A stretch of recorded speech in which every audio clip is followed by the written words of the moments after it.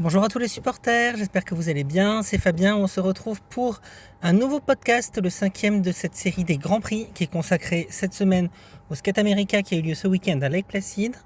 Comme toujours, nous procéderons en deux temps. La première partie, le résumé du Skate America, puis on parlera du dernier Grand Prix de la saison qui aura lieu vendredi à Helsinki en Finlande. Je vous rappelle que vous pouvez nous suivre sur nos réseaux, Facebook, Instagram, mais également sur notre site, la nouvelle application et nous contacter par mail si vous avez besoin de renseignements. Ce Skate America a permis, comme à chaque fois, de faire émerger de nouveaux qualifiés pour la finale du Grand Prix de Nagoya du 4 au 6 décembre, mais également de permettre l'avènement de belles surprises et une consécration pour un patineur qui attendait ça depuis très longtemps. On va tout de suite parler de la catégorie hommes, puisque c'est dans cette catégorie qu'il y a eu la grosse surprise avec la victoire, enfin, pourrait-on dire, à 28 ans, pour Kevin Nemoz, qui touche enfin à la consécration dans une grande épreuve internationale, lui qui avait déjà fait un podium en finale du Grand Prix en 2019. Il remporte cette compétition sans être totalement parfait, la compétition ayant été marquée par de nombreuses erreurs, de nombreuses chutes, et également un plateau qui était très ouvert, donc la compétition pouvait réserver des surprises. C'est ce qui s'est passé. Dans le programme court, c'est Kazuki Tomono, le japonais, qui a pris la tête après un excellent cours avec 2 quadruples, devant Kevin, qui avait fait un très joli quad triple, une petite erreur sur une pirouette, le reste était très propre, il s'est donné à fond, on l'a senti très déterminé. La 3e place était pour Shaidorov, le Kazakh, qui a été très très mal noté dans ce programme court avec une dégradation incompréhensible sur le quadruple lutz. Dans le programme libre, Tomono a complètement craqué en passant dernier de la compétition avec 2 chutes d'entrée sur les 2 quadruples boucles piquées, un triple axel très raide.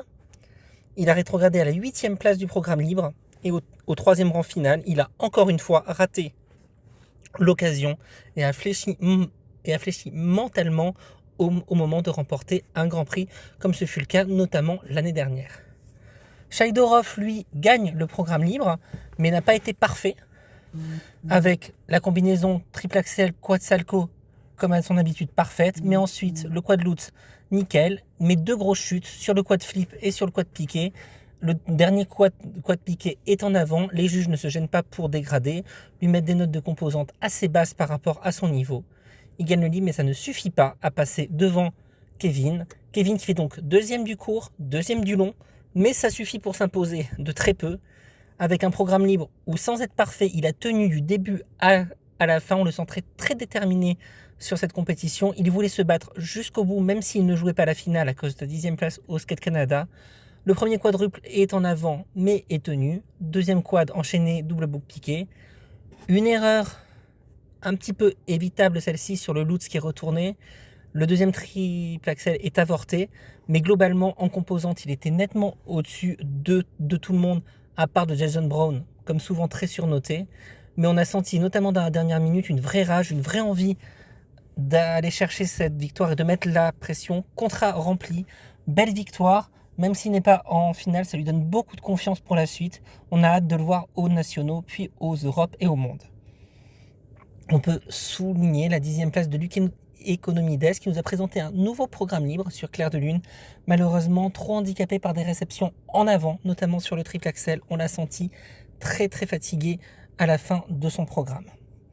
Et à noter donc la 4e place de Jason Brown, 3e du libre, avec toujours un contenu très léger et des composantes anormalement hautes par rapport à ce qu'il a proposé.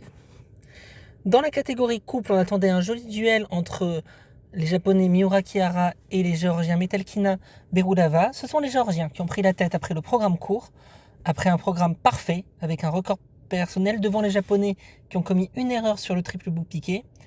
Malheureusement, dans le programme libre, il y a eu de nombreuses erreurs et les Géorgiens ont vécu un libre cauchemardesque, avec notamment une chute sur le triple salco individuel, le triple piqué en individuel est avorté, et surtout l'énorme erreur, ce porté qui n'est pas monté, un peu comme en Chine, qui leur cause décidément beaucoup de soucis. Ils ne sont que 4e du programme libre, terminent donc 2e de la compétition. Ils se qualifient pour la finale, mais doivent être quand même très déçus. À noter, je ne l'ai pas mentionné, que chez les hommes, Shaidorov se qualifie bien sûr pour la finale du Grand Prix. Du côté de Miura Kihara, eh bien, c'est une victoire, là encore sans être totalement parfait. Erreur à nouveau dans le libre sur triple boucle piqué en séquence avec double axel pour la jeune fille. Mais globalement, le programme était très fluide, patiné proprement comme à Angers, avec beaucoup de gestes très étudiés, très sophistiqués. Bref, une belle performance. Ils seront quand même les favoris de la finale et on les retrouvera avec plaisir à Nagoya chez eux. Chez les dames, c'est la première victoire en Grand Prix. Ça peut paraître un petit peu surprenant puisqu'elle est quand même championne du monde en titre. C'est la première victoire en Grand Prix pour Alice Aliou, chez elle donc, qui s'impose. Elle avait été deuxième du programme court après une dégradation sur son triple loose, triple boucle. Elle a réussi une très belle prestation dans le programme libre. On peut noter, comme souvent, quelques soucis de rotation sur la combinaison triple loose, triple boucle piqué ou sur triple loose, double axel, double boucle piqué. Mais elle est quand même très au-dessus artistiquement sur ce plateau. Son programme sur MacArthur Park, comme l'année dernière, est très très bien fait. On aimerait l'avoir maintenant proposé davantage de nouveautés et explorer un nouveau style. À noter la très belle seconde place de Rinka Watanabe qui a réussi un triple axel magnifique dans le programme court. Elle a pris la tête. Dans le libre, elle réussit une combinaison incroyable. Triple axel, triple hook piqué, une combinaison de garçon, on peut dire. Malheureusement, erreur sur l'impulsion du deuxième triple axel qui la pousse à la faute et quelques dégradations de saut. Elle n'est que troisième de ce programme libre pour une deuxième place finale. C'est le premier podium en Grand Prix en revanche pour la Géorgienne Gubanova. Premier podium en Grand Prix tout court me semble-t-il pour une Géorgienne, car je ne crois pas que Gedevanisvili en avait fait un, même si elle avait fait des médailles européennes. Deuxième du libre après avoir pris la troisième place du programme court, la quatrième place du programme court. Pardon, elle a très bien patiné avec souvent des réceptions un peu limites au niveau des rotations, notamment sur le triple flip. Mais on sent que Gubanova, qui avait connu une très mauvaise surprise lors des mondiaux de l'an dernier, a réussi à remettre tout dans le bon sens et est vraiment en très très grande forme cette saison, comme l'avait montré sa victoire au tournoi de qualification olympique. On peut noter également les contre-performances de Wakaba Higuchi et Dana Yoshida, la belle quatrième place de Laranaki Goodman, qui frôle le podium de très très peu. Par conséquent, on note la qualification également en Grand Prix d'Alice Aliou, de Rinka Watanabe normalement aussi.